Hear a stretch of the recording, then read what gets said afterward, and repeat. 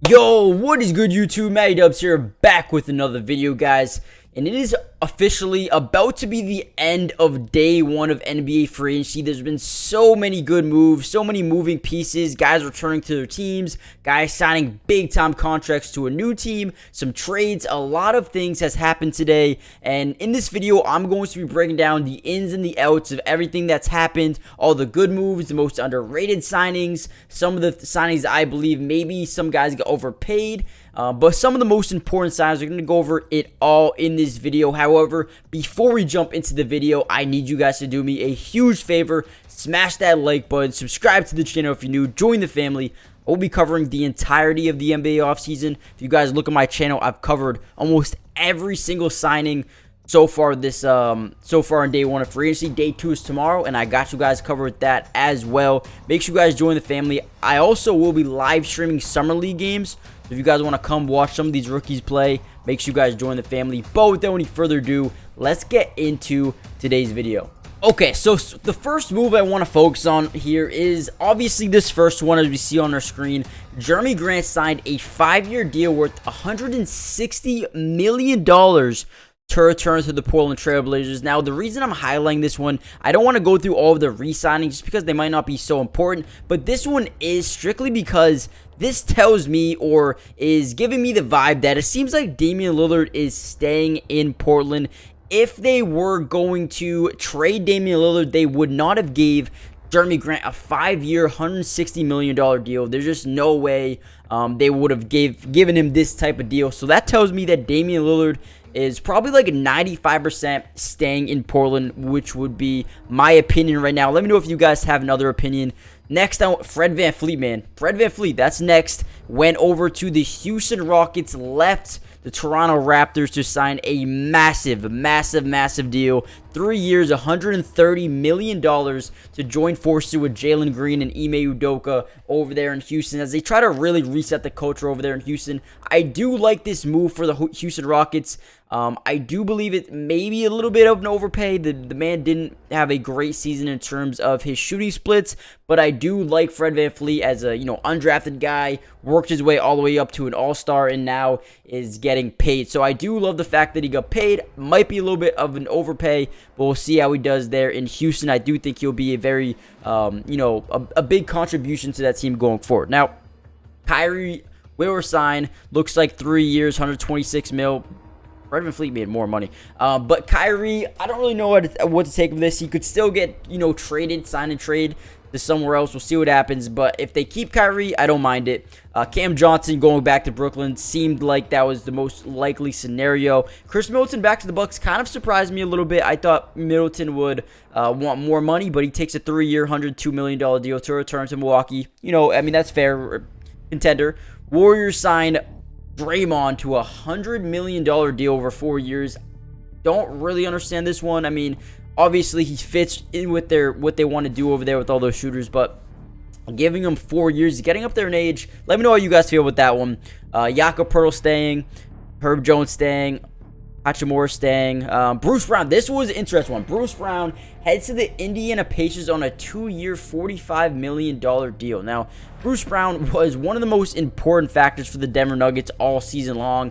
And, one of my favorite players in the NBA, just how he came up, man, just a dog, does it all, can score in multiple different areas in terms of, driving to the paint, getting a layup to go, getting a floater up, shooting threes, playing good defense. He does a lot, and I do think that he'll help out the Pacers, but this was a very interesting team that he went to.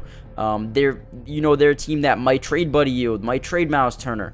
So it looks like they're kind of going for a win now type perspective, or they might want to, sign him to this deal and then potentially trade him down the line. I don't know. I did see that there was a option. Was it a player option or a team option? Someone let me know in the comment section down below. Is Bruce Brown's deal a player option on the second year or a team option? That was actually very important. Kobe White re-signed to a 3-year, $40 million deal. I think that's decent value for him. Gabe Vincent. This is one of my favorite signings. Gabe Vincent to the Lakers. You steal him away from the Heat. Now, the reason why I like Gabe Vincent so much is because the man has went from kind of like Fred VanVleet. You go from a undrafted free agent to a guy who, turns into a role player and then turns into a starter and then turns into one of the most valuable pieces on a playoff run of the Miami Heat, who, were the 8th seed, went over, defeated the Bucks, beat the Knicks, and won against the Celtics in 7 games. Unfortunately, didn't win the championship. But Gabe Vincent was primarily one of the big factors why Boston couldn't beat Miami. They couldn't stop Gabe Vincent. I think him going to the Lakers will be massive, not only for the Lakers, but for Gabe Vincent's development in the future. I think this will be, huge. I really do like this. I think he's one of the most underrated free agents. I did not think that Miami would let him go, but they did, and they think they brought in Josh Richardson, which we might talk about a little later. Dennis Schroeder to the Raptors, kind of just a 2-year deal for Dennis Schroeder, trying to make some more money that he missed out on a couple years back. But he's going to go replace Fred VanVleet. Kind of just shows you that the Raptors are still in win now mode. Niang going to Cleveland, I think, is a big deal in terms of what Cleveland wants to do on the offensive side of the ball. They want to space the floor a little bit more. Isaac Okoro, a good defender, not much of a three-point shooter. I think Niang adds a lot in terms of, being able to just sit in the corner and make hit threes and whatnot. I do like this deal for Niang. Maybe a little bit of an overpay, but sometimes you got an overpay. I do think he could be a starter for them going forward. Joe Ingles to the Magic. I don't really know how I feel with that. I don't really like it at all. I feel like the Magic, yes, they do need veterans. But, I mean, dude, they have so many young guys that they need to play, that they need to figure out, like, their development. Very weird one to me. Javon Carter, man, dog. Love Javon Carter. Dude, when I think of Javon Carter, I think about Alex Caruso, and now they're on the same team. They're just dogs. They play good defense. They defend it at high level. They can, Javon Carter can shoot the ball pretty well as well. So, I like Javon Carter a lot for Chicago. Very curious to see what they do next. Zach LaVine, DeMar DeRozan. Are they gone? Are they going to stay? Very curious to see what Chicago does here over the next couple of days. What else is, of note? And Shake Milton going to Minnesota. I think this is an interesting one. I like Shake Milton as a player. I think he has a lot of potential as a player, as a scorer. I think he's been underrated. 2-year, $10 million deal, not bad for Minnesota. I think they got a nice player here. Taurean Prince, a nice 3-and-D type of guy for the Lakers. I think the Lakers actually had a very good day today. I'm not going to lie. I think the Lakers had a very good day. Let's see, what else? Dude, the Suns. Watanabe going to the Suns, a big deal. I love Watanabe. I think he shot 52% from the corner. Amazing. I mean, I think that's really going to help Phoenix bring some depth over here to their team. Derrick Rose, I think this is a huge deal. A lot of people didn't like this deal. I think it was a 2-year deal for Derrick Rose. People in Memphis don't like this deal. I don't know why. I think he's someone who is a perfect guy to mentor a guy like Ja Morant, one. But while Ja's out for 25 games, he's a guy who can come in and still play, man. He's still shown in the past that he's a guy that can produce at a relatively solid level going forward. He's not going to score 20 points a game or anything like that, but he's someone who can give you a solid 12 to 16 minutes a game and, provide some good energy, a mentor, a leader, and just a guy overall who, doesn't demand the ball in his hands at all times, but just wants to be on the floor. And I do like Derrick Rose to Memphis. I think him and Marcus Smart will primarily be there to not only play good, but mentor Ja Morant and make sure he's available for, a while going forward. Troy Brown also going to Minnesota. Like that one. Chimezie Metu going to the Suns.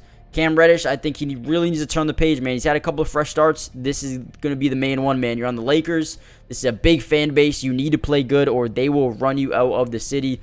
Drew Eubanks going to Phoenix. Another guy I think they're letting go of Jock Landale or whatever.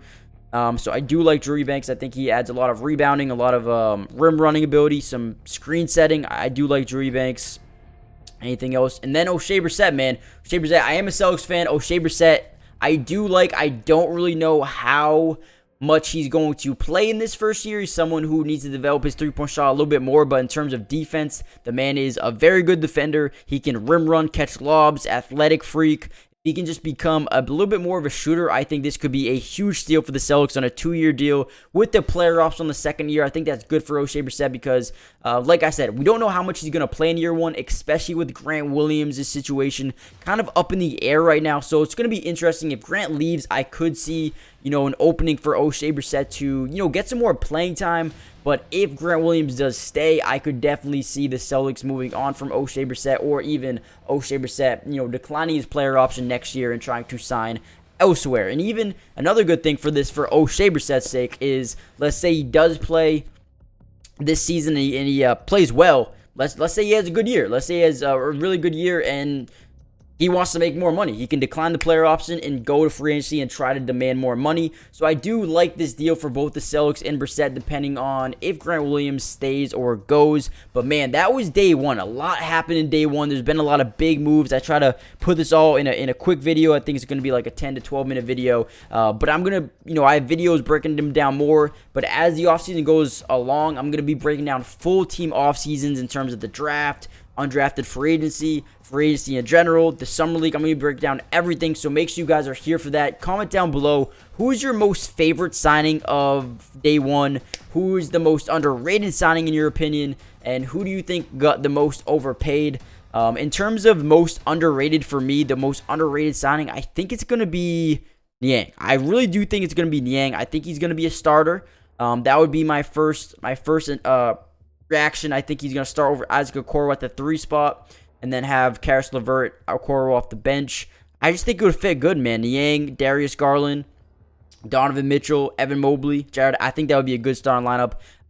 What else did I say? Most underrated, most overpaid. Overpaid, man. Not really too sure. Overpaid, maybe. I don't know. I honestly don't know. It's a good question for you guys in the chat, or not in the chat, but in the comment section. Who do you guys think got the most overpaid? I don't think anyone really got too overpaid. A lot of people said Niang got overpaid. Maybe Dennis Schroeder, Caris LeVert. I wouldn't say any of these guys got really overpaid, to be honest. Oh, you know what? Fred VanVleet. I think Fred VanVleet got a little bit overpaid. That's a good one. And then most important one, I think Cam Johnson going back to Brooklyn is very important. I think they needed to get him back, and the fact that they got him back on a 4-year deal is huge for not only their future, but right now, man. So hit that like button, subscribe if you're new, comment down below what you guys thought about day one. We also, Kyle Kuzma staying in Washington. Very, very interesting, him and Jordan Poole. See how they play together. Join the family, hit the like button. I'll see you guys in the next video. Peace. Today's video is brought to you by Pro Class, the absolute best place for you to take your game to the highest level. It's the first of its kind sports training and development platform where you can reach your highest potential by learning from some of the best athletes on the entire planet. Some of these guys include Damian Lillard, De'Aaron Fox, Allen Iverson, DeMar DeRozan, and so many more. And I have some great news to you guys. If you guys go use my code MattyDubs, you'll get 50% off hundreds of training videos, workouts, and drills, and you can get in the lab right now. So go check it out. Go steal some of the secrets from some of the top players in the world right now. And if you are interested in developing your skills at any level, if you play in middle school, high school, college, or if your goal is just to be a better athlete, a better basketball player, this is where you need to go. Nobody else does this. Go check them out, and you can learn, develop your skills at a fast pace, high speed level. Click the link in the description for instant access to all of the secrets in the world. And remember, using code MattyDubs will get you 50% off right now, so don't miss out on this offer.